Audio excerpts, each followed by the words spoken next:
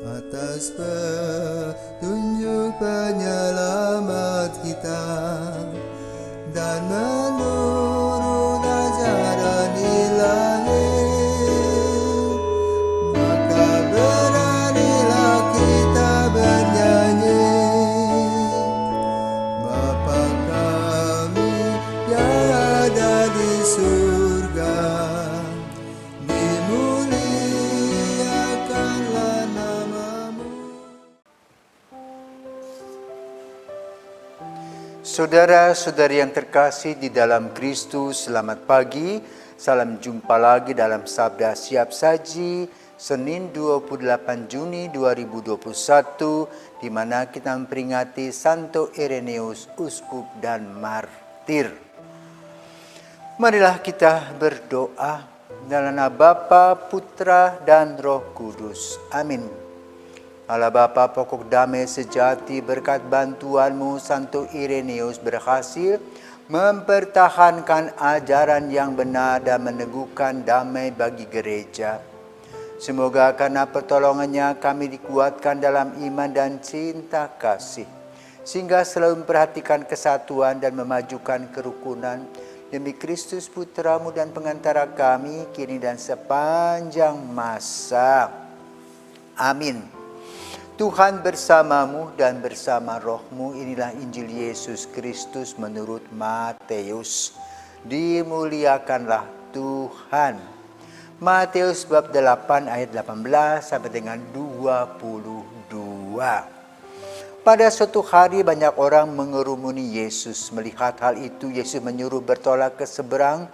Lalu datanglah seorang ahli Taurat dan berkata kepadanya, "Guru, aku akan mengikuti engkau kemana saja engkau pergi."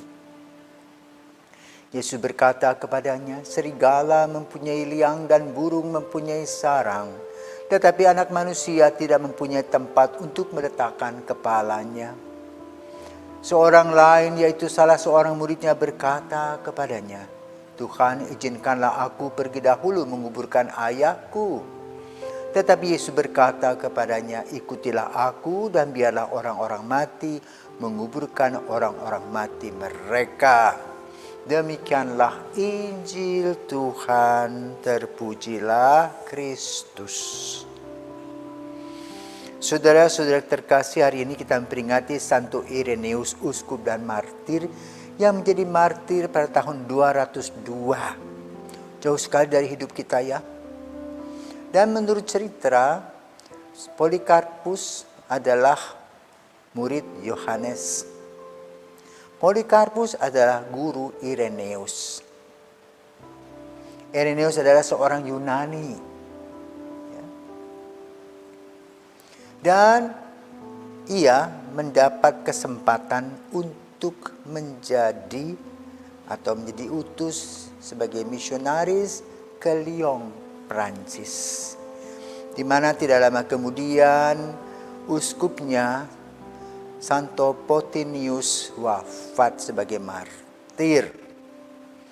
Dan ketika dia diangkat menjadi uskup Lyon, di sana ada satu gerakan gnostik yang membicarakan tentang Yesus bersabda. Sabda-sabda Yesus itu yang perlu diperhatikan, yang lain tidak perlu. Padahal sabda dan kehidupan itu satu paket. Tapi banyak orang yang hanya pandai berbicara tentang sabda-sabda Yesus, menghafal. Kalau sudah menghafal seolah-olah sudah bisa masuk surga. Dan ini salah besar. Injil bukan untuk dihafal, tetapi untuk dilaksanakan di dalam hidup. Tapi karena mereka begitu gencar, mereka berpikir pokoknya aku bisa menghafal ayat-ayat itu. Tidak peduli dengan perbuatan. Dan tentu saja sebagai seorang uskup, dia harus membuat satu keadaan yang seimbang antara perkataan dan perbuatan. Tentu khotbah-khotbahnya Ireneus cukup tegas. Sama seperti para murid mengkritisi Yesus dan hidupnya. Maka ada murid mengatakan, "Aku akan ikut engkau kemana saja." Yesus berkata, "Aku tidak punya tempat tinggal." Yesus menggambarkan kerendahan hatinya untuk melawan kedegilan dan motivasi yang negatif. Jadi Gnostik mempunyai motivasi yang cukup negatif untuk diri sendiri, bukan untuk pengajaran seluruh gereja. Karena iman menurut Yakobus, iman tanpa perbuatan adalah mati. Apa akibatnya? Dia menjadi martir, dibunuh rame-rame. Dibungkam mulutnya yang mengkritisi mereka.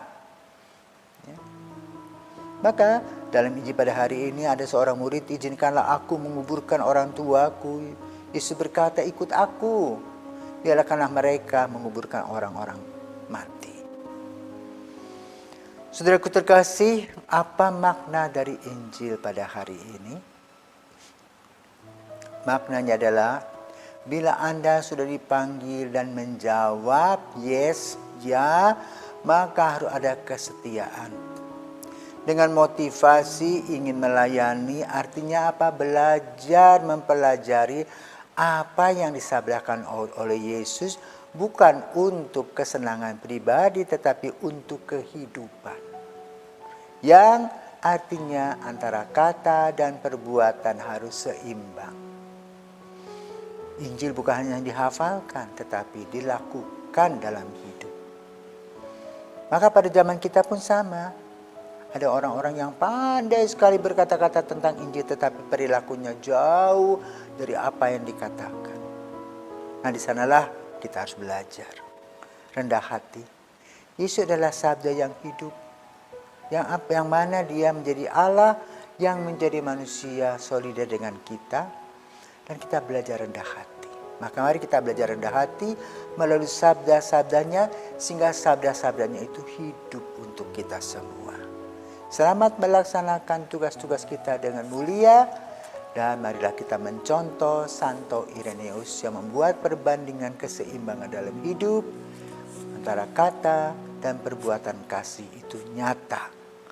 Semoga kita diberkati.